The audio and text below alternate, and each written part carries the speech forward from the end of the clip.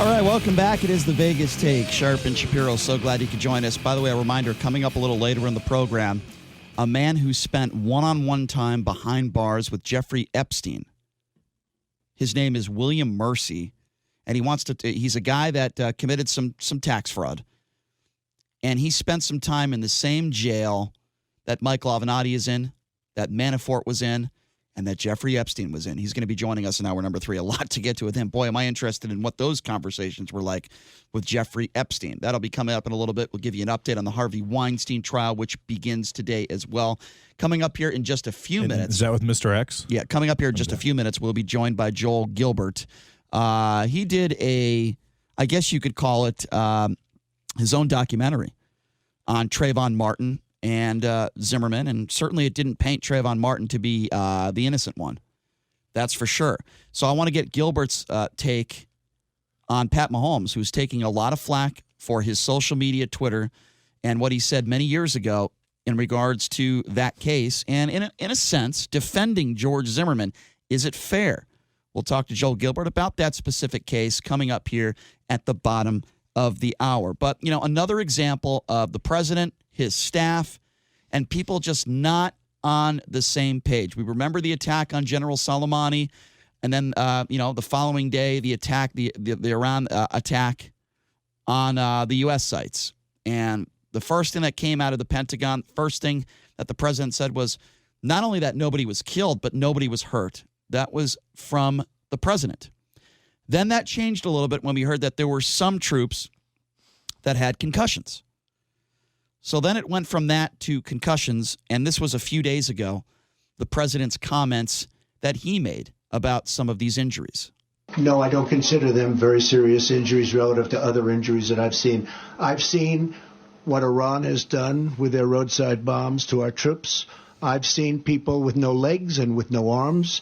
I've seen people that were horribly, horribly injured in that area, that war. In fact, many cases those bombs put there by Soleimani, who's no longer with us. I consider them to be really bad injuries. No, I do not consider that to be bad injuries, no. All right. Well, there are some people that have a problem with that comment because there are some of our troops that were put in harm's way that now have something called TBI, which is a lot more serious than just a concussion, also known as traumatic brain injury. Trust me when I say I know a lot about these injuries because both of my parents have TBI. We were all in an extremely serious car accident when I was 12 years old. My parents have never been the same people. They have struggles, and TBI is something that you struggle with your whole life. It never goes away. You're a different person. You can't do normal, everyday things, regular things in your life that you could have done before this injury. So if there's anybody that wants to talk about TBI, it's me because I've dealt with it with my family and my parents since I was 12 years old, and I am now 39 years old. Mr. President, I would talk to you myself, and I would say having a TBI injury is an extremely serious injury. Now, you want to compare and contrast to limbs taken away and legs and arms. I think that's inappropriate.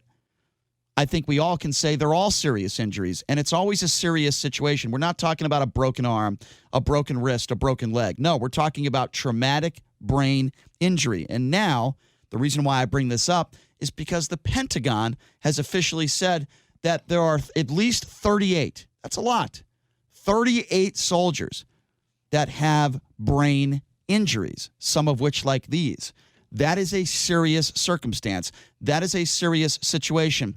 I'm not going to sit here and say I know that the president lied. I'm not going to sit here and say I know that the president had this information a week ago because I don't know that. But here's what I do know. It is never appropriate for the president of the United States to downplay a serious injury. And make no mistake about it, traumatic brain injury is a serious injury that will never go away, that these soldiers will have to face. It is an obstacle that they will have to face for the rest of their lives. Do not downplay their injuries, Mr. President, because it is beyond inappropriate and it is disgusting. And it is another example, at the very minimum, I'm going to assume that the president wasn't lying. At the very minimum, I'm going to assume that the president didn't have the information. And by the way, I'm doing him a service by doing that because, boy, does he give out a lot of information, and so does his staff on a regular basis. But even if he didn't have the information, he still decided to downplay injuries that these soldiers suffered. Never in any circumstance should the president of the United States downplay an injury like this. It is absurd and it is ridiculous. I don't think he's downplaying it on purpose. He just hasn't had an experience like you have had with it, where you've had your family, who obviously you're extremely close to for over 27 years. So to him, because he doesn't have enough experience compared to you, he thinks that losing a limb is much worse than having a traumatic brain injury. And from what I understand, the injury that your parents suffered was one of the circumstances were about as bad as they could possibly be. I don't know that a TBI in this situation is as bad as what your parents have gone through, Brian. It's TBI. I get it, but what I'm hoping for is that the 38 brain injuries, I hope they're not calling a standard NFL style or football related concussion type of injury. I hope they're not calling it a brain injury to make the president look bad. There's no evidence to support that. In fact, it would be the opposite, because this was covered up for the last week or two. It was covered up. They knew, listen, somebody knew that these soldiers were sitting in hospitals severely injured, and a traumatic brain injury is a severe injury. Somebody knew. So either somebody had poor communication with the White House, or the president just decided not to talk about it. It's one or the other. But the point I'm trying to make is a very simple one. It's another example of the White House not on the same page. This is important. We're talking about our heroes, our men and women in uniform. No, we're not talking about Rudy Giuliani. We're talking about actual heroes, people that put themselves on the front line, that risked their lives for this country. And now 38 soldiers' lives will never be the same again. They weren't at the front line. They were on the Asad Air Force Base. What I mean by front lines is these are the men and women that risk their lives for this country on a regular basis. And in that specific instance, if they weren't trying to kill terrorists, they're still risking their lives. They also assume the risk. They have very consistent, guaranteed pay. They have outstanding insurance, and they sign up for this. Okay, so your parents did not assume that risk. Just because these soldiers assume that risk. Well, when you drive into a car, you assume the risk that some idiot could hit you. You assume the risk. It doesn't mean I'm not going to downplay my parents' injuries. And just because these soldiers assume the risk that they're risking their lives doesn't mean I'm going to downplay the fact that they are heroes, that they risk their lives for this country. And I'm going to have sympathy for them, and I feel for them right now, because they'll probably never, ever be able to serve this country again on those front lines because of these brain injuries that they have. And why can't the president just stand up there and say something like, look, I'm glad that nobody lost their lives. Thank God. And I feel for the families and the men and women in uniform that have suffered some brain injuries. We hope they make recoveries.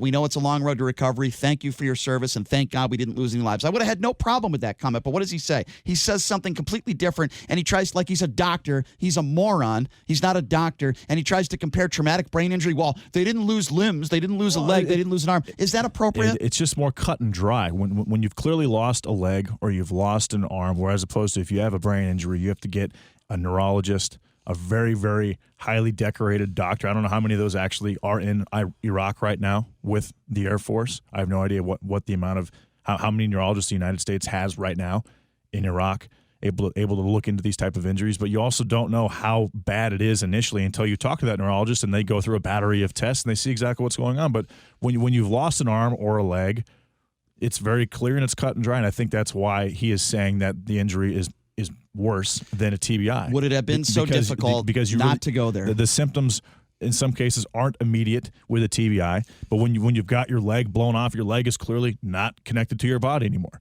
And I think that's part of why he's approaching it the way he is. Listen, there was no need for the president to go there. That's what I'm trying to say.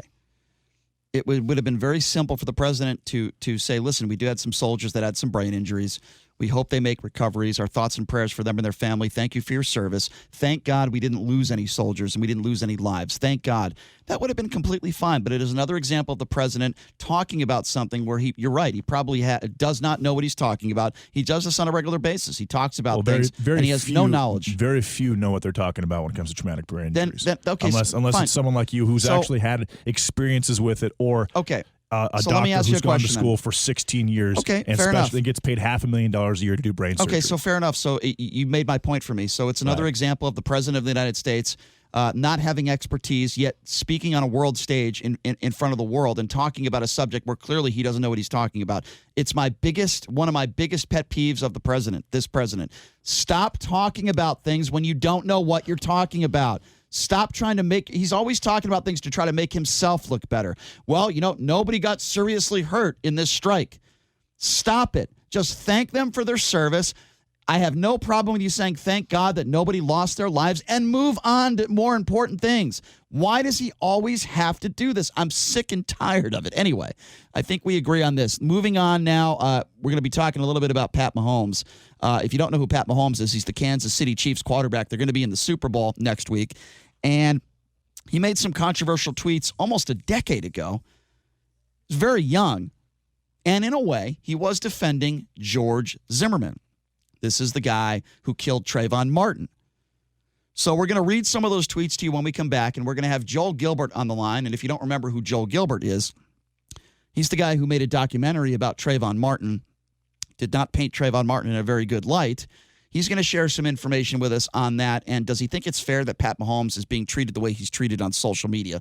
So we'll talk about that and much, much more. And we will certainly take your phone calls coming up on this 702-257-5396. Take a quick break. Be back right after this. You are listening to The Vegas Take.